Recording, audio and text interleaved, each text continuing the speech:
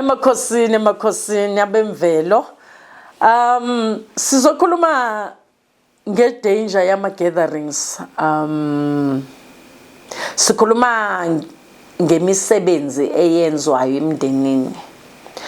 Ngike ngayi-highlight ngathi don't think ukuthi wonke umsebenzi oyenzwayo emsamo umsebenzi ozonikhulula. Ngabuye ngakhuluma ngendaba yokuthi uma umuntu azothi wenza umsebenzi la ekhaya kungagezwanga amagceke, yes kakhulukazi ngayimention again nayo leyo ukuthi abathakathi abayenza ithwalo ba focused when it comes to into zomsamo than abantu abafuna ukukhanya for umndeni, abantu be peace abekhe emsamo babhiza ngazuthi nenzani nabo ukukhanya ngoba laba babi babhizi ngomsamo. They do care for amadlozi, bayenza imisebenzi, banakelela amadlozi ukuthi bathole attention kubo. Now the difference yomuntu ongayenza ububi nomuntu oyenza ongayenza ububi nomuntu oyenza ububi, oyenza ububi uyakhona ukuthi abayenzele umsebenzi. Now idlozi liyogcina lenzani selibhekana nalo yenza ububi, nina labe nenza ukukhanya anikho kuma positions enu, ni weak emkhulekweni, ni weak neinkonzweni, kodwa ayikho into eniyenzayo. Have you seen that? Now into engizokuvula amehlo ngayo, buzana umuntu makathi ngizoyenza umsebenzi wani, hayi umsebenzi wokubonga. Now uzontrigger because of now nanoma azobeka isithwalo sakhe noma isilwane sakhe, you will never see. So uyofela ukuthi bowukhona kulo msebenzi waphahla.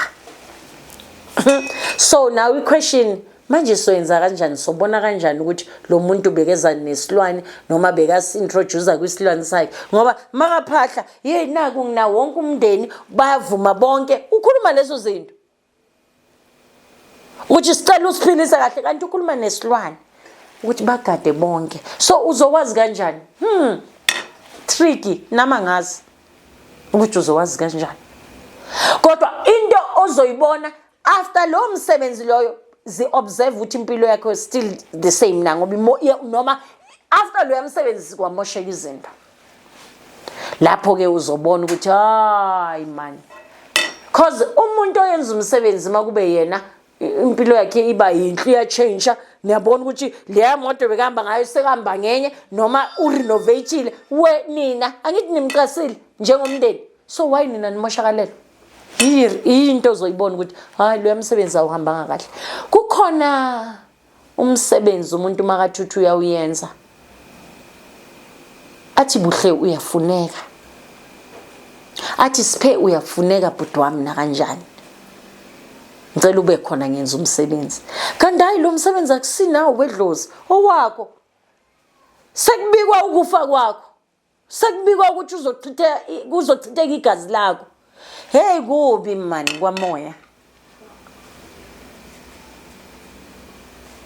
kubi kwamoya, ngoba awazi nawe uzosho ukuthi umfowethu siyazwana, asinancami mina naye umfowethu, so maka ngicela ukuthi uzoyenza isipani for abantu abadala ithingiye, kanti umsebenzi street ubhekane nawe.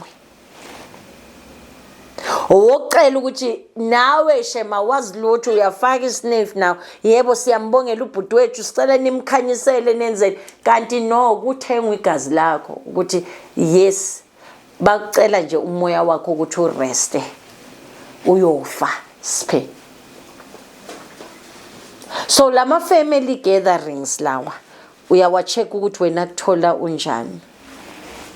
Cha nina engenalutho ngaleso sikhathi noma na something epokotweni, nazi ukuthi it's two chances ukuthi lo msebenzi ngempela wokubonga. Umuntu akahamba yobonga kwimvelo, abuye azoyenza. Kodwa once kungabe kube kuchitheka igazi, baningi abantu abahluphekile namhlanje ngenxa yalo yamsebenzi wayenza umkhulu, ngenxa yomsebenzi yayenza umamkhulu, ngenxa yomsebenzi. So kanjalo uzoyenza njani? Because of nami ngingumhlambululi, ngiyazi ukuthi ikhona into enjalo, kodwa I can't protect you because of uma ungayi kulo msebenzi then unekwali ngobhuti wakho sekathuthukile.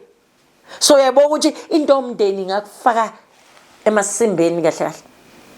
Wena uthi uyachasa, uchasa kanti ucasa umthakathi. Phela imali ayinama feelings.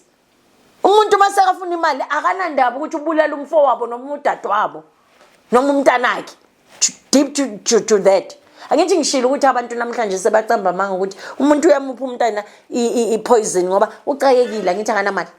So ucakekile and mathi uyabheka life cover and bathi nama insurance ndomntana ngimkhave ngingayithola manje i2 million ngalomntana. Uyekhona ukumupha ipoison besathi hambe siphaza, sekublame ama Pakistans. Seku blame abantu bangaphandle ukuthi uphiwe ubani. Abazali bababulala abantwana babo. Abazali umntana abulala umntana wakhe ngoba uyayininda imali ngaleso sikhathi. Inkohlakalo yenziwayo. Please don't forget to like and subscribe.